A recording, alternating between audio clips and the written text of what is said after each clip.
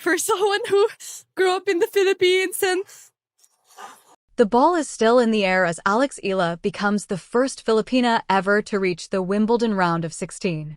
I went to train with brother and my grandfather every day after school with my ruffled socks and my light-up shoes and chubby cheek. It starts with a running cross-court forehand, struck from well outside the tramline. For one unforgettable moment on center court, on July 4, 2026, time seems to stand still. No one in the stadium knows if the ball will land in. The scoreboard shows 6-2 in the second set, while the opening set was an epic tiebreak that Eala claimed 11-9 after saving multiple set points.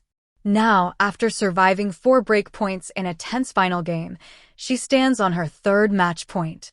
The ball sails through the air toward the defending Wimbledon champion, Iga Swiatek, as history hangs in the balance.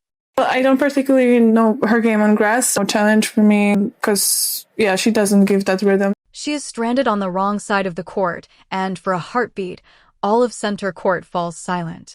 Across southwest London, thousands hold their breath. Nearly 7,000 miles away, more than 110 million Filipinos do the same. Then the ball lands inside the line. The crowd erupts. And in that instant, tennis history quietly rewrites itself. To understand what just happened, you have to place 2 moments side by side.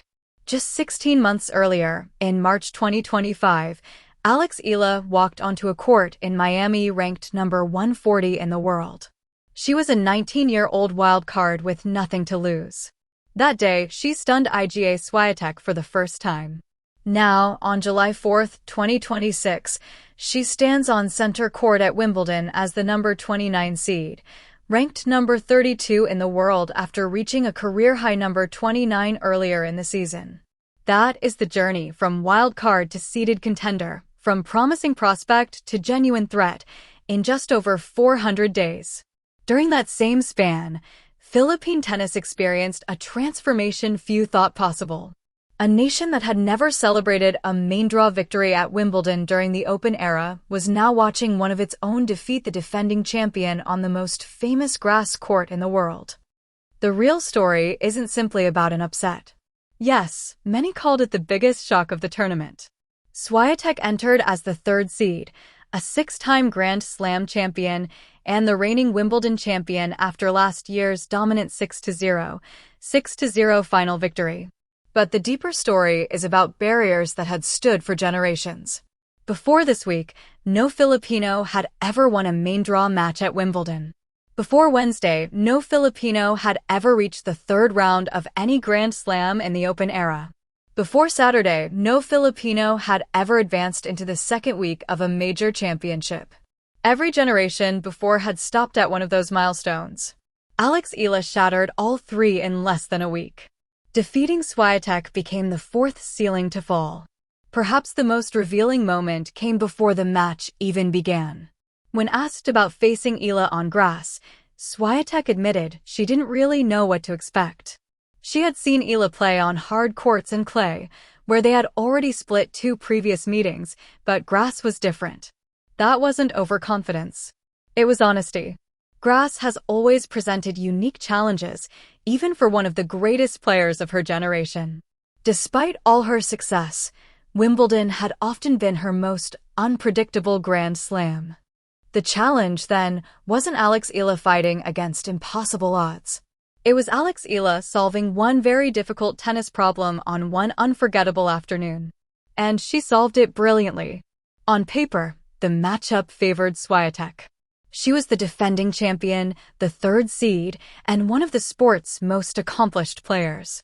Eala, meanwhile, was seeded at Wimbledon for the first time and had the least experience on grass among the 3 major surfaces. The head-to-head stood at 1 win apiece.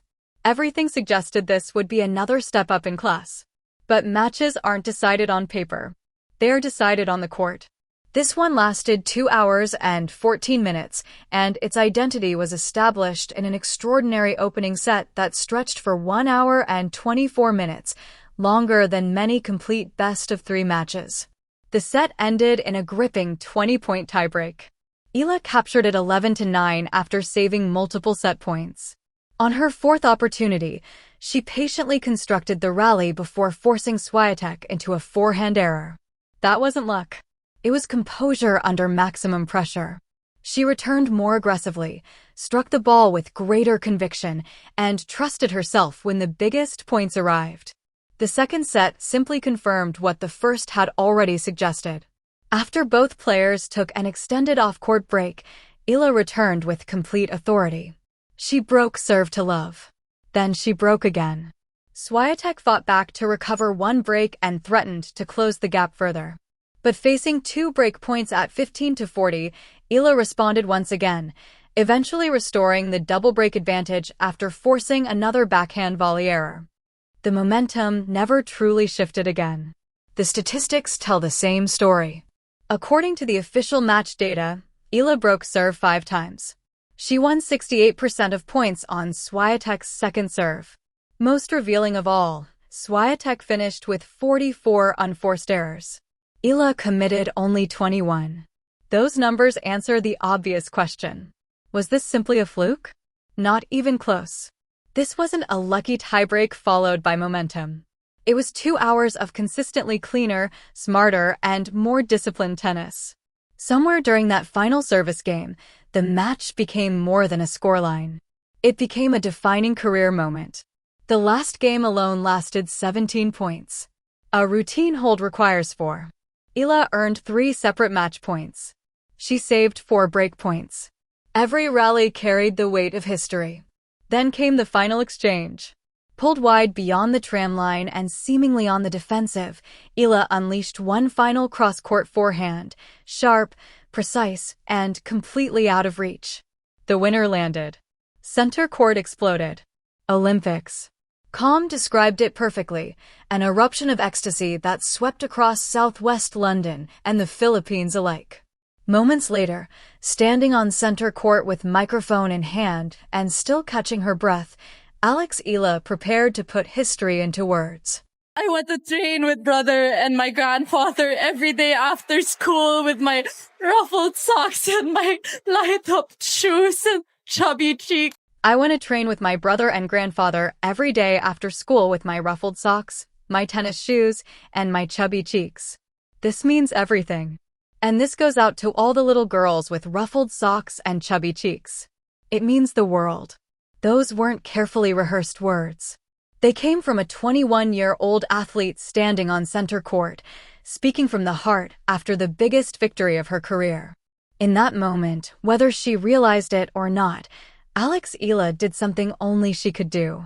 She reached back to the little girl she once was. She looked beyond the cameras, beyond the trophies, and beyond the headlines, and reminded every young dreamer that the child wearing oversized tennis shoes and ruffled socks was the same person now standing under the brightest lights in tennis. That is something no record book can ever capture. Before this remarkable week at Wimbledon, respected voices around the sport had already begun noticing what was coming. In June, ahead of the tournament, 4-time Grand Slam champion and Hall of Famer Kim Clijsters was asked which player on the WTA Tour she was most excited to watch. Her answer came immediately. For me, on the women's side, I think Eala. She mentioned Eala's victory over Donna Vekic and described it as an impressive win. That prediction matters because it came before Wimbledon, not after. It wasn't hindsight. It was one of the game's great champions recognizing a rising contender during the grass court season. Only days later, Eala backed up that belief, carrying her form from Berlin all the way into the second week at Wimbledon. Even Iga Swiatek approached the matchup with respect. Before the match, she admitted she still didn't fully understand how Eala's game translated to grass. She knew what she could do on hard courts and clay. Grass, however, presented a new challenge. That wasn't uncertainty born from overlooking an opponent. It was the respect elite champions give another player capable of creating problems. Anyone paying close attention already knew Eala belonged in this conversation. The surprise existed only for those who hadn't been watching. The story also stretches far beyond one player. The Philippines is home to more than 110 million people, yet it has never been considered one of tennis' traditional powerhouses. Professional pathways are limited. World-class infrastructure is scarce. What carried Eala forward wasn't a massive national tennis machine. It was her family, dedicated coaches, relentless work, and countless hours spent chasing a dream. She has always acknowledged that reality. During the match, cameras around the All England club captured Filipino fans gathered on Henman Hill, celebrating every point with the emotion of people witnessing history unfold. It wasn't simply online excitement. The support was visible, passionate, and impossible to ignore. Around the tennis world, organizations, media outlets, and fans all took notice. Because when a player breaks through on one of the sport's biggest stages, people pay attention. And that attention changes things. More children pick up rackets. More parents believe the dream is realistic. More sponsors become interested. More courts are built. More opportunities begin to exist. A Wimbledon round of 16 isn't only a personal milestone. It's proof that the path can be walked. Every victory expands the possibilities for the next generation. It tells every young Filipino player that the destination is real. None of this, however, was guaranteed. Just 1 week before Wimbledon, Eala opened her grass court campaign in Bad Homburg with a straight sets loss to Elise Mertens. There was no dramatic ending. No heartbreaking collapse. Simply a routine defeat. Few would have predicted that only days later she would eliminate the defending Wimbledon champion on center court. Like every professional athlete, she has experienced setbacks. Earlier in her career, a shoulder injury cut short her 2025 North American hardcourt season. She understands disappointment. She understands uncertainty.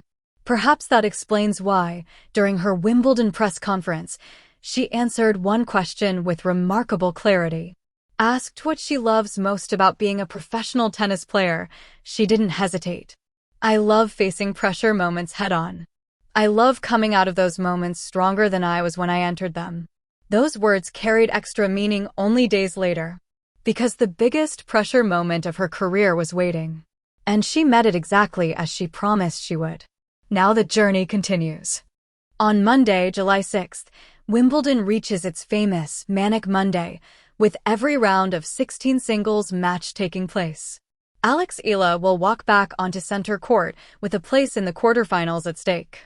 Long before this breakthrough, she had already been carrying a message stitched onto her Nike sweatshirt and the back of her visor. The Tagalog phrase reads, "Kapag lumago, hindi na mapapigilan." Her own translation is simple: once it grows, it cannot be stopped. She wore those words before defeating the defending champion. She wore them during the unforgettable first-set tiebreak. She wore them as the final forehand winner landed inside the line.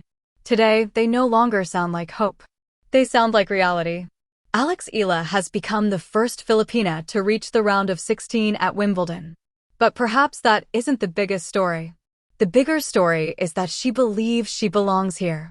And so does everyone who has watched her rise throughout this grass court season. She arrived as the number 29 seed. She stands among the world's best.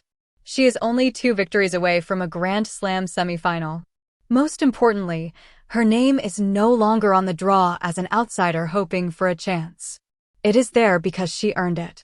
The little girl in ruffled socks now walks onto center court as one of the tournament's remaining contenders. She belongs on the stage. She belongs in this draw. She belongs among the elite. And if her own words are any indication, once it grows, it cannot be stopped. If you've enjoyed this story, be sure to subscribe and join us for Monday's match. Whatever happens next, we'll be here to bring you every defining moment as Eala continues her remarkable Wimbledon journey.